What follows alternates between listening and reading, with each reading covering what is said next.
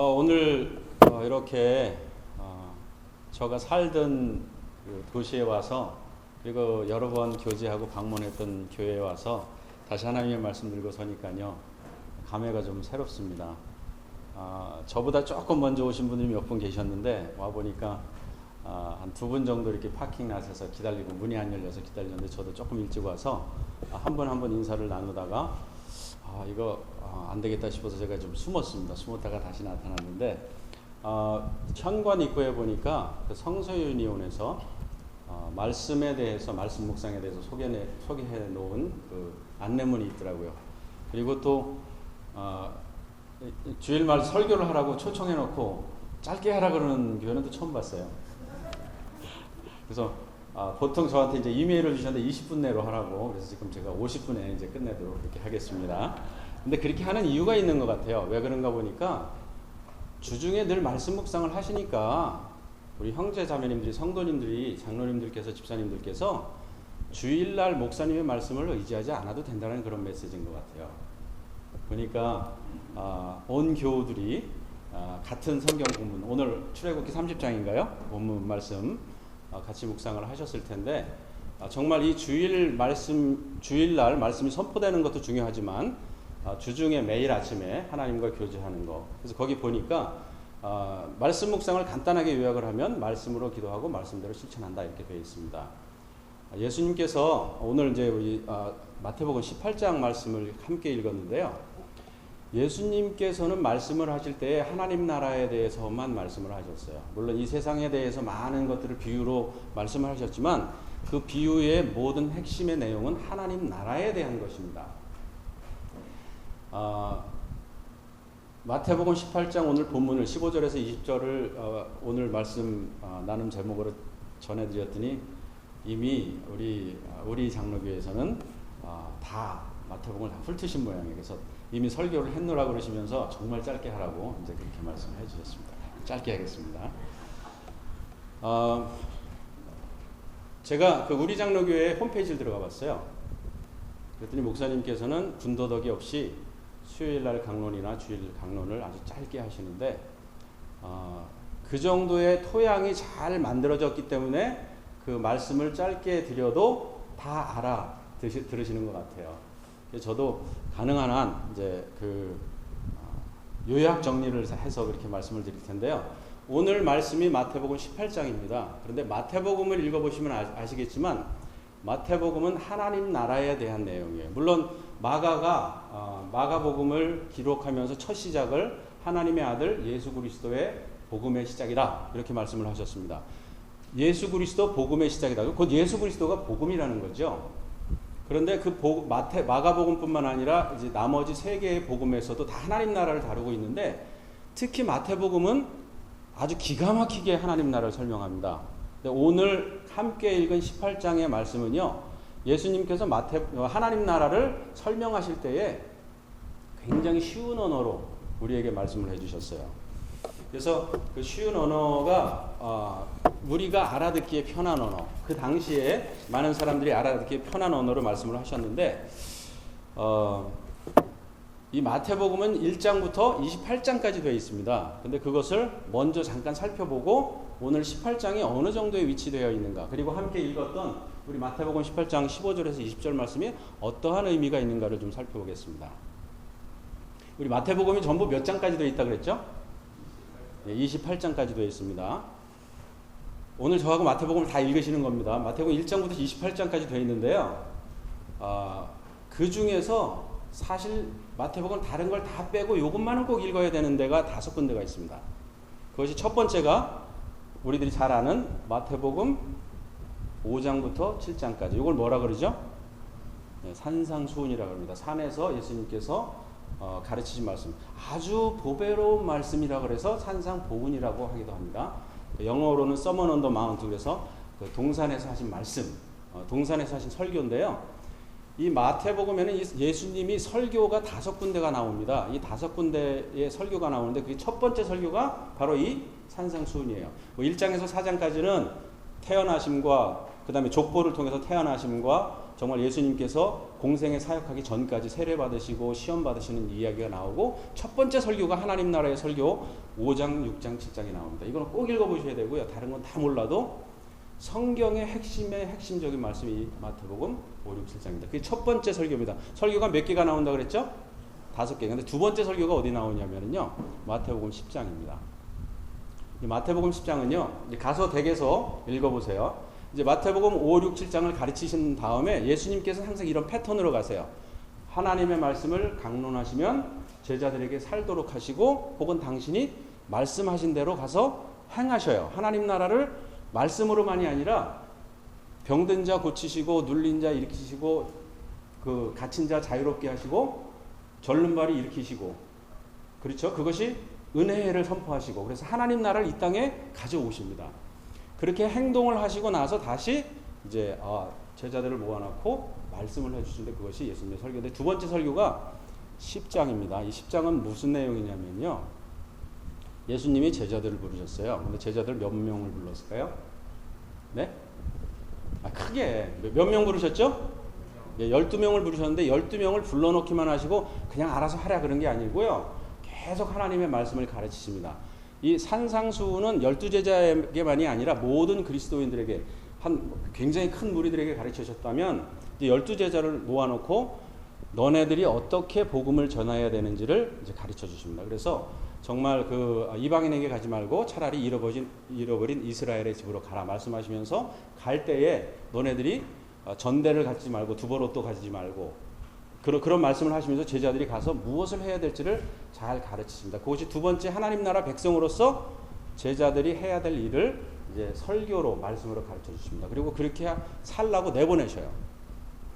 제자들이 가서 또 세상에서 살다가 뭐 때로는 이제 누가복음을 보면 제자들이 가서 정말 말씀대로 했더니 하늘에서 귀신이 떨어지는 것도 보고 병을 고쳤더니 병든 자를 명했더니 병도 나음을 입었다라는 그런 아주 기쁜 소식을 들고 제자들이 돌아옵니다. 그럴 때에 이제 제자들이 그런 걸로 말미암아서 기뻐하지 말고 너의 이름이 하나님 나라에 기록된 것으로 인해서 기뻐하라라고 말씀하십니다. 이제 패턴이 하나 둘 형성됐죠. 그러니까 어떤 역사적인 배경과 이야기가 있고 그다음에 예수님이 설교하신 말씀이 있고 그다음에 제자들이 가서 예수님이 활동을 하시고 제자들을 부르시고 제자들이 나갑니다. 근데 돌아오니까 이제 예수님께서 어떤 말씀을 하시냐면 마태복음 13장입니다. 마태복음 13장 한 장에는요 8가지의 하나님 나라 비유가 들어있습니다. 우리들이 너무나 잘 아는 씨 뿌리는 자의 비유, 알곡과 가라지의 비유, 그 다음에 우리들이 잘 알고 있는 뭐 밭에 나가서 보니까 그 보물이 있는데 자기 재산을 다 팔아서 보물을 캐오는 것, 또 물고기를 잡았더니 그물에 걸린 것 중에서 좋은 고기는 걸르고 양푼에다 담고 나쁜 고기는 바다에 버리는 그런 이야기들 한 8가지의 비유가 나오는데 그것이 하나님 나라의 비유입니다. 그리고 이제 예수님께서 다시 제자들을 내보내시고 당신도 사역을 하시다가 이제 어느 날 갑자기 이제 가이사랴 빌립보에서 이제 사람들이 예수가 누구냐 도대체 이런 이야기를 할 때에 너희는 나를 누구라 하느냐라는 그런 질문을 제자들에게 들려주시죠. 그때에 우리들이 수제자라고 알고 있는 베드로가 주는 그리스도시와 살아계신 하나님의 아들이다라는 고백과 더불어서 그곳에 이제 교회를 세워주시겠다는 약속을 합니다. 사실 이 마태복음 16장 말씀 교회를 세우시겠다라고 하는 것은 굉장한 일이에요. 제가 어디를 가든지 두 가지를 꼭 기억하라고 그렇게 이제 성도님들께 말씀을 드립니다. 첫 번째는 이 세상에 많은 기관들이 있는데 하나님이 만드신 기관은 딱 2개밖에 없습니다. 구약의 하나, 신약의 하나. 나머지는 다 사람이 만든 거예요. 그래서 이 두 기관이 어마어마하게 소중한데 지금 우리가 사는 21세기에는 이 두 기관이 다 깨졌어요. 첫 번째 기관은 우리 에덴 동산에서 하나님께서 6일 창조를 마치시고 7일째 쉬시고 하셨는데 6일날 마지막 번에 창조하신 것이 사람이죠. 아담아 해서 이제 아담을 창조하시고 갈빗대로 하와를 창조하시고 가정을 이루게 했습니다. 그리고 남과 여자를 한 몸을 이루게 하셔서 하나님이 묶으셨으니까 나누지 못할지라는 그런 말씀을 해주시죠.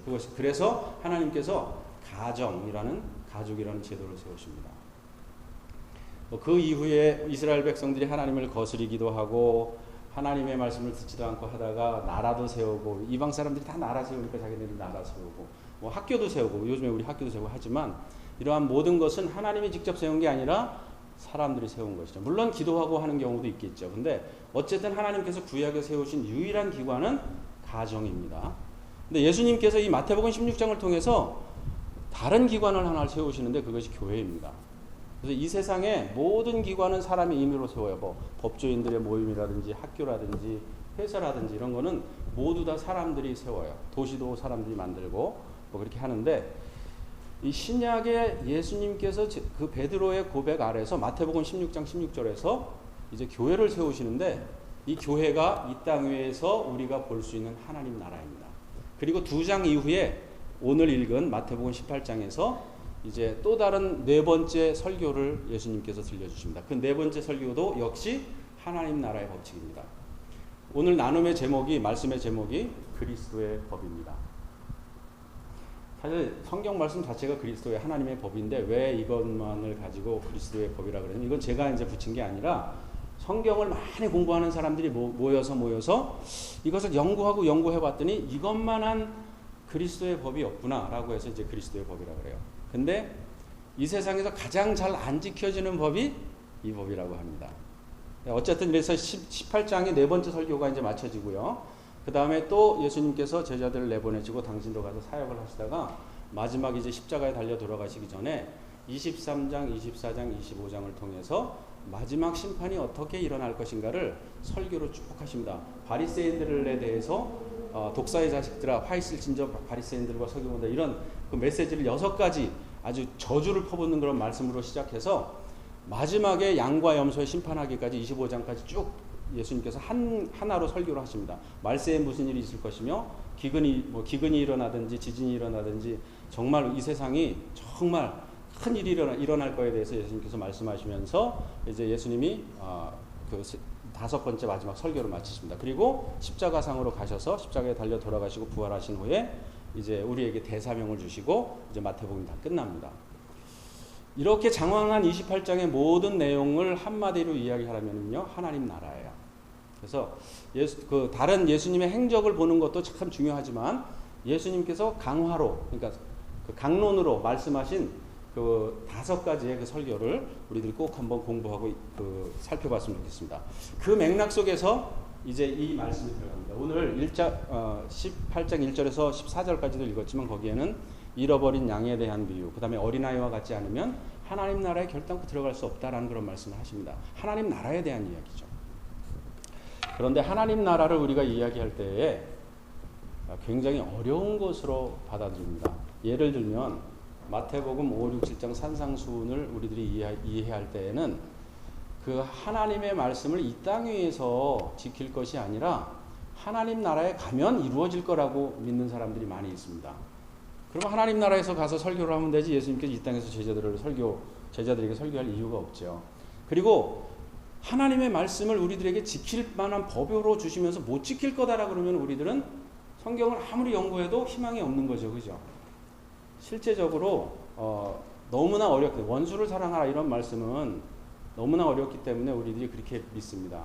이것은 우리같이 평범한 사람이 아니고 정말 도를 많이 닦은 사람, 여기 김성근 목사님이나 김친환 목사님 정도 되시는 분들한테나 해당되는 거지, 우리는 뭐 그냥 이렇게 평범하게 평신도로 사는 거지, 이렇게 많이들 이해했어요. 가톨릭에서는 수사들이라 그러잖아요. 결혼도 안 하고 이제 평생 내 몸을 이제 하나님께, 그래서 하나님 나라로부터 난 고자들이 되겠다고 해서 본인의 몸을 하나님께 드리는 그 수사들이나 지킬 수 있는 법이지 하면서 마태복음 5, 6, 7장을 아주 이상적인 그런 말씀으로 해서 지키지 않아도 되는 것처럼 이해를 하고 있었어요. 근데 예수님께서는 한 번도 지키지 못할 것들을 우리들에게 가르치지 않으셨죠. 어렵기는 하지만 성령님을 의지하면 이 땅 위에서도 지킬 수 있다라는 것이 예수님께서 우리에게 가르쳐 주신 그런 법입니다.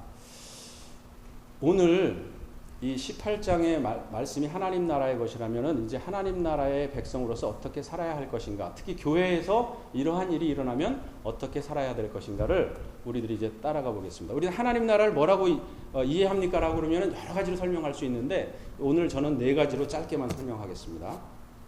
먼저 하나님 나라는 관계입니다. 그래서 관계가 좋지 않으면, 그리고 이 땅 위에서 이 관계의 문제를 제대로 정리하지 않으면 하나님 나라에 들어갈 수 없다라는 거예요. 사실은 잃은 양, 100마리 중에서 양 한 마리 잃은 것을 구해오는 것은요, 그 양 한 마리의 생명을 살리는 것뿐만 아니라 공동체에게 되돌려주는 그러한 일입니다. 근데 그거랑 관련되어 있는 말씀이 이 15절에서 20절의 말씀이에요. 자, 이제 우리 함께 읽겠습니다. 시작 읽겠습니다. 15절. 내 형제가 죄를 범하거든 가서 너와 그 사람과만 상대하여 권고하라. 만일 들으면 내가 내 형제를 얻은 것이요. 네, 거기까지 하겠습니다. 아마 이런 일 안 겪으신 분 없을 거예요. 관계를 하면서 한 번도 억울함을 당하지 않은 사람은 아마 없을 거예요. 그래서 저는 하나님 나라를 이야기할 때 먼저 하나님 나라는 관계다. 관계가 곧 하나님 나라다. 이렇게 이제 이야기를 하는데, 살다가 보면 정말 억울한 일이 많아요. 나는 아무 죄도 없는데 누명을 쓸 때도 있고, 열심히 대화를 했는데 그 대화가 오해가 되기도 하고, 그래서 가슴 터질 때가 많습니다. 한 3주 전에 제가 여기 오기 전에 강원도에 이제 IBF라는 그 청년들이 모이는 단체 있어요. 대학생 선교 단체인데 거기에 가서 이제 말씀을 전할 기회가 있었는데 표정들이 다 어두워요. 하나님을 믿는데 너무 표정들이 어두워요. 청년인데. 근데 한국 청년들이 요즘에 어둡습니다. 희망이 없어요. 오늘 뭐 절망 이런 주제를 가지고 이야기를 하는데 정말 절망스러운가 봐요. 그래서 희망도 없고 절망도 없고 절망밖에 없고 앞에 보이는 건 없고 대학을 들어가자마자 취업 준비해야 되고 뭐 이런 것을 우리 다 알고 있는데 제가 보기에는 그런 것 때문도 있겠지만 사실 관계의 문제인 것 같아요. 그래서 제가 그런 질문을 드렸습니다. 지금 여기 앉아 계신 분들 중에서 내가 미워하는 사람이 없는 사람 손들어 보세요 했더니 한 사람도 안 들어요. 다 미워하는 사람이 있는 거예요. 관계가 있는 거죠. 오늘 맺고 푸는 문제가 나오는데요. 사실 우리들은 한이 맺혀 있어요. 그래서 여기서 맺혀 있는 걸 사실 여기서 풀지 못하면 하나님 나라에서 저절로 풀리는 게 아니에요. 사실 우리들이 하나님 앞에 매일 아침에 나가서 기도하고 하나님 이것 좀 풀어주세요 하는 것은 사실 우리 안에 맺혀 있는 게 많기 때문에 그런 거죠. 사실 하나님 나라는 이 관계를 풀지 않으면 하나님 나라에 갈 수 없다라는 거예요. 지금 이 말씀을 드리면 지금 내 마음속에 누군가가 이렇게 불편하게 하는 그런 게 있을 수도 있어요. 참 관계는 복잡하거든요. 서로 엉켜 있고 그리고 한 번 엉키면 풀기도 쉽지 않고 끊어버리기도 쉽지 않고 교회 안에는 그런 일이 없는 것 같은데 실제로 내부를 들여다보면 엄청나게 많고요. 우리가 그리스도의 형제나 자매라고 여기는 그런 사랑스러운 사람이 아니라 그리스도의 형제 자매라고 하지만 그 놈 있죠. 그 나쁜 놈이 내 속을 뒤집어 놓았을 때 내가 어떻게 하냐는 거죠. 그 나쁜 놈이, 그 나쁜 년이, 그 어린 것이 싸가지 없는 것이 나를 불편하게 했을 때 그거 어떻게 하냐는 거죠. 내가 돈을 빌려줬는데 띄어먹었을 때, 제가 오늘 이제 여러 군데 다니다 보니까 나는 이렇게 선행을 베풀었는데 내가 어려울 때 그 사람이 나한테 선행을 안 베풀어서 내가 억울하다는 거예요. 그리스도인인데. 내 자존심이 상한다는 거예요. 내 자존심이 건드려졌을 때 어떻게 해야 하는가, 이게 굉장히 중요한 문제예요. 이러한 장면이 우리 삶 속에서 연출되었을 때에 하나님을 아버지라고 부르는 우리들이 하나님 나라의 백성으로서 어떻게 해야 하는가는 굉장히 중요한 문제입니다. 여러분은 어떻게 반응해 오셨고 지금 어떻게 반응하고 계시고 앞으로 어떻게 반응하시겠습니까? 이미 우리는 저 앞에, 오늘이 4번째 강화인데 저 앞에 산상수훈에서 예수님의 가르침을 다 들었습니다. 오른뺨을 치거든 어떻게 해요? 왼뺨도 돌려대라. 오리를 강제로 가게 하거든 심리를 가라. 겉옷을 갖고자 하거든 속옷까지 벗어주라는 거잖아요. 그죠? 잘 알아요. 그런데 막상 내 마음을 아프게 하고 맺히게 한 사람이 앞에 있으면 우리는 이 말씀이랑 아무 상관없이 살아갑니다. 근데 예수님께서는 산상수훈 첫 장부터 5장부터도 그렇지만 마지막 장까지 어떻게 말씀하셨냐면 내가 내 말씀을 가르치며 지키는 자라야 하나님 나라에 들어간다라고 얘기했어요. 말씀 묵상을 해서 말씀으로 기도할 뿐만 아니라 그 말씀 묵상한 것을 실천해야 하나님의 백성이라는 거예요. 하나님 나라는 가야 되겠는데 앞에 걸리적거리는 모 집사, 모 형제 사라지지 않고 참으로 곤란하죠. 근데 이 문제를 해결하지 못하면 하나님 나라에 못 간다는 거예요. 어떤 사람이 이렇게 얘기합니다. 하나님 나라에 가면은 미워하는 형제들이 다 이제 사랑하는 관계로 저절로 바뀔 거다. 그게 하나님 나라다라고 설명하는데요. 안타깝게도 그런 형제가 있으면은 그 형제에게 그 형제가 제물을 드리다가 예배를 드리다가 기억나면은 제단에다 예물을 놓고 가서 화해하고 와서 예배를 드리라 이렇게 얘기하는데요. 우리 그거 잘 안 해요. 그냥 하나님 나라 가면 자동적으로 될 거라고 보는 거죠. 그런데 예수님은 사실상 못 가는 장치를 해놓고 그렇게 주문을 하신 게 아니에요. 다 방법을 알려주셨는데 그 방법이 바로 그리스도의 법이라는 거죠. 오늘 이 짧은 5, 6구절에 그 방법이 다 들어있는데요. 그런 사람이 있거든요. 여기에는 이렇게 되어 있습니다. 내 형제에게 원망받을 만한 일이 있거든. 그렇죠? 내 형제가 죄를 범하거든. 다른 세 번역에 보면 형제나 자매가 너에게 죄를 범하거든. 이렇게 이야기하고 있습니다. 형제나 자매에게. 그럴 경우에 그 사람에게 가서 이제 이야기를 하는 거죠. 그래서 무슨 일이 있었는지 풀으라는 얘기예요. 관계를 풀으라는 얘기예요. 근데 공교롭게도 안 풀리죠. 그러면 이제 교회에 있는 리더들 혹은 하나님 나라의 지혜를 가진 사람 한두 사람을 데리고 와서 그 사람과 함께 대화를 하라는 거예요. 말이 쉬운데요. 본인이 불면의 밤을 몇 년 동안 세워요. 그리고 난 다음에 이 문제 해결 안 되면 하나님께 가서 많이 이야기해요. 그런데 거기서 멈추는 것이 아니라 교회에 알려서 특히 교회 전체에 알리라는 것이 아니라 한두 사람을 데리고 가서 말마다 증창케 하라는 거죠. 그래서 그렇게 데리고 갔는데 그래도 안 돼요. 말을 잘 안 되죠. 그러면 교회 전체에 알리라는 거죠. 그래 교회 전체에 알려서 듣지 않거든 그러면 이방인과 세리처럼 여기라는 거죠. 참 그런데요. 이 말씀이 굉장히 간단한데 이것은 하나의 과정이에요. 그래서 저는 하나님 나라는 관계이면서 하나님 나라는 과정이라는 거죠. 그러니까 우리는 한 번 믿으면 한 번 믿음으로 하나님 나라 간다고 보는데요. 하나님 나라는 여정입니다. 예수님께서도 이 땅에서 33년의 여정을 걸으셨고 죄 용서하는 데도 여정을 걸으셨고 정말 모든 데 있어서 하나의 여정을 걸으셨어요. 그래서 하나님 나라는 이 여정으로 가는 건데요. 예수 그리스도를 우리의 그 대장으로 삼고 예수님께서 가신 길을 따라가는 것이 제자들이고 우리들이 해야 될 일입니다. 그런데 굉장히 재미있는 것은요. 이 첫 번째 단계에서 네 번째 단계까지가 있는데 첫 번째 단계에서 두 번째, 세 번째 단계를 뛰어넘고 바로 네 번째 단계로 넘어간다는 거죠.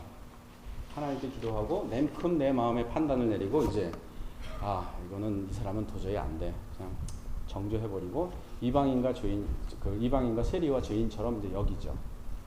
근데 그거는 그리스도의 법이 아니죠. 이런 과정을 이제 따라가야 됩니다. 이게 갈등인데요. 하나님 나라에서도 어떻게 보면은 이제 갈등이 어떻게 해결되는지를 봐야 되는데 혹시 이 자리에 앉으신 분 중에 갈등이 없으신 분 손 들어보세요. 갈등이 있죠. 이 갈등이라는 거는 이제 우리 한국말인데 한자를 보면은요, 그 칡갈자에 등나무 등자를 씁니다. 제가 조경을 전공을 했는데 이렇게 그 땅을 식물에는 여러 가지 있어요. 초본류가 있고 목본류가 있고 그다음에 이제 목본류 중에서는 관목이 있어요. 부시라 그러죠. 부시가 있고 그다음에 추리가 있어요. 교본이라 그러는데 그거 외에 덩굴 식물이 있습니다. 근데 이 등나무하고 칡이 덩굴 식물인데 우리 시골에서 이제 우리 어르신들은 잘 커셔서 아실 거예요. 근데 칡은요 덩굴 식물 중에서 이렇게 오른쪽으로 돌아가요. 이렇게 자라는데 덩굴 식물 중에 요거를 덩굴손이라 그러거든요. 덩굴손을 오른쪽으로 이렇게 돌아가면서 내미는 게 있고요. 왼쪽으로 돌아가면서 내미는 게 있어요. 근데 칡은 이렇게 오른쪽으로 돌아가는데요. 등나무는 왼쪽으로 들어가요. 이게 딱 엉키면은 어떻게 될까요? 풀려요, 안 풀려요? 안 풀리죠. 그게 갈등이라는 겁니다. 그런데요, 이 갈등은 자연스러운 거예요. 그렇잖아요. 자연 속에 있잖아요, 갈등이. 근데 이거를 우리가 풀으려고 하니까 어려운 거예요. 그래서 이거를 전환을 시켜야 돼요. 그걸 하나님 나라의 방법으로 전환을 시키는 방법이 이런 것인데요. 이 갈등을 잘 이용한 데가 있어요. 우리가 이제 시골을 운전을 하다 보면은 등나무하고 이 그 칡이 잘 얽혀 있는 데가 있는데, 그게 그 사방공사하는 데 보면은 토사가 이제 유출되는 경우죠. 그럴 때 이 밑에다가 이 두 가지를 같이 심습니다. 그럼 이게 서로 엉겨서 자라면서 그 낙석이 떨어지는 걸 방지하는 것인데, 이거는 하나의 지혜로운 방법이죠. 그러니까 우리가 갈등을 풀으려고만 하면 되는 게 아니라 이용을 해서 전환을 시켜야 되는 것이죠. 이게 예수님의 방법인데요. 오늘 네 가지 예수님께서 이 방법을 예수님의 법으로 우리에게 주셨는데요. 교회에서 실천을 해야 되는데 요즘에 어려워요. 왜 어렵냐면, 교회에는 이 갈등을 해결해 보기 위해서 노력하는 흔적이 많지 않았고, 대부분 보면 아까 말씀드렸던 것처럼 첫 번째에서 네 번째로 그냥 건너뛰기 때문에 그래요. 성경 말씀대로 하면 하나님께서 복을 주십니다.